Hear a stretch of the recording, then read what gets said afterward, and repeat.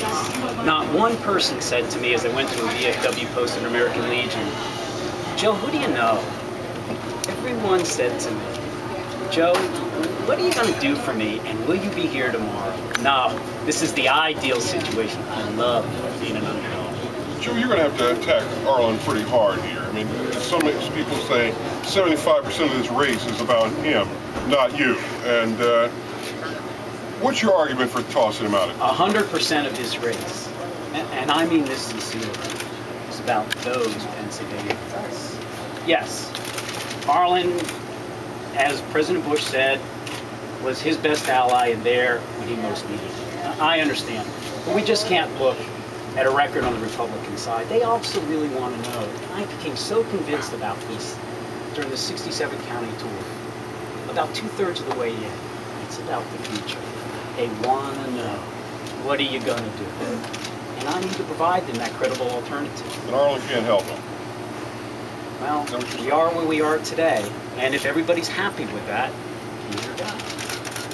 But this is a future that needs new ideas and new energy. And that's what I heard everywhere. I'll never forget going to one county. Actually, there were several, but the first one struck me. I said, how's the recession? I said, look, we're hurting so badly before anyone. It didn't have an impact on us. Somehow we lost that American dream, a great promise, and that's what we want to restore. I mean, yeah, there's a difference. But that's what politics is, an electoral process in America that I defended, a choice, an incredible choice. You're giving up the congressional seat. You're no staying on the ballot for that, no back position. Oh, I'm staying to serve those people to the last day. But as a senator, I can serve them even better than the alternative. But you'll take your name off the representative ballot. Yeah, I'm just going to be running. I kind of think it's right. We think it's right. But when you're in for something, you're showing them you're not in it for your job, you're in it for them. Well, I learned that in the military, and you all were there for us when our daughter had her illness. We had great medical care. No, I'm in this. I've had my career. It's over. The Navy. I'm in this for a passion. But you're off the ballot on the congressional seat. You're giving it up. I'm just going to run. You don't take yourself off. You have to apply. Yeah, you're applying to get off. I'm just going to apply. No, you can't apply to get off. You have to keep your job. And when petitions come up next March or April, so I've been told, you have to petition so many to get on the ballot. I will only do that for the seat for Pennsylvania in the Senate. Was it Senator Specter's party shift, Congressman, that got you into the race, or were you thinking about running before that? No, I had been asked by the Democratic Senatorial Campaign Committee back in February to get in the race before him. Look, I'm Catholic. I understand conversions. You know, we should welcome them in.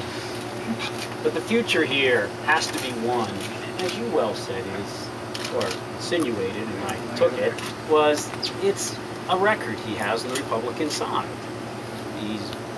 He is where we are. But I'm going to vote, I'm going to show an alternative view of how we can go forward. And so, yes, I was being asked to get in, and I was considering it with my wife. And then he converted, but no, after this 67 county tour, where we kept our office here in this district, because 6 years before I got in, 22% of the manufacturing were in this county disappeared. 14% of the manufacturing workforce disappeared. We had to keep it open. That's why I'm now running. It's more purely for Pennsylvanians to have a better future. What is that alternative view? Without any question, is a healthcare reform that actually has competition and transparency within that competition, the best discipline cost. So that right here within Philadelphia region, where 42% of Pennsylvanians live, and one company has 70% of all healthcare, private healthcare plans, that's not competition. We used to call that a monopoly. To affect fairness for small businesses, where they pay, according to the Commonwealth study, 18% more for their healthcare plan than a big employer, because they can't spread risk. That's why a public healthcare plan option is absolutely critical. On small business, you go around these rural communities. You ever been to Potter County? Wonderful. You drive in a wonderful sign that says, God's country. And you walk in there and you see a company, Delphi, that had established itself where there were hardworking, educated people, and you can show with the right tax incentives to there really should be an emergency lending facility for this nation, for small business this time like we did after post-Katrina, and that we should have zero capital gains tax for those who invest in small business. That's why I fought hard to be out of a third committee. You only normally get two, and become vice chairman of the Small Business Committee. Now, some could say that shows Congress has a sense of humor. But the issue here was those types of proper tax incentives, a reform of the health care plan, and putting, as we are doing, $1,100 this past year, increase in Pell Grants. And now we're going to switch to the Perkins loans and increase them by $4 to $5 billion. Those are the types of efforts in education, health, alone, and business that I want to work for in the future. To your question, Arlen's got lots of money, and he'll raise plenty more. How can you imagine? We've got a great organization, and we've always, as you well know, raised sufficient money. It's the ability to get out there and be credible when they look you in the eye for a cut of your jib. And do you have to do it on the airways at times? Certainly. Yeah, we're going to have more than.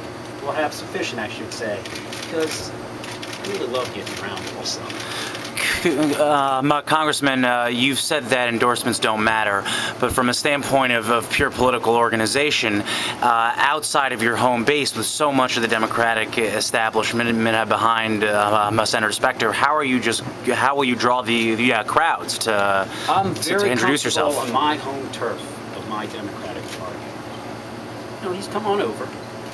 And we've had couple score chairmen and chairwomen who have contacted us and said, come on into my county. But you know, ultimately, and I mean ultimately, it is about winning the vote of the working family. Establishments, they're interesting, they're helpful, I respect them, but I'm not running to get the vote of the establishment. I really am running to get that vote of the working family, the middle class family, that is in much more dire straits today than they were 8 years ago. And they know it. Go around with me on my next county tours and hear what they have to say. They're suffering. They're great. They just want another fair opportunity. How have you been prepping for Stephen Colbert? He's a tough question. The way I did for the first time I went on. Did you see it? No, actually. I think I missed that, and I'm a big Colbert fan. I was on, so I just slept the night before. He asked me, actually, his producer, if I could tell a side story. Why did I come on? Because the Democratic caucus had forbidden us to go on. Oh, heavens, did I go against the establishment again? And they had come into the caucus one day and said, no one's to go on Colbert. They called up a month later. I went on. I said, gladly. And the producer said to me as I'm waiting to go on, I said, why'd you do this? He said, you know, I learned something when I was running the first time. I didn't accept one invitation to be before the press. Well, I might have told you this story. And I said, never again. I will always go before the press. I learned that from Tony Lake at the National Security Council. He said, Joe, you always take an opportunity to talk to the press because you're actually making policy, because you're articulating it. These healthcare discussions that are going on, as rough and tumble as they can be, we owe it as public servants to be there before them. In Philadelphia, Constitution Center, and also in my district at the Working Class Family Summit that we had, over 300 families showed up on Saturday. And we had those individuals up. So I'll just prepare the same way I always do to get a good night's sleep.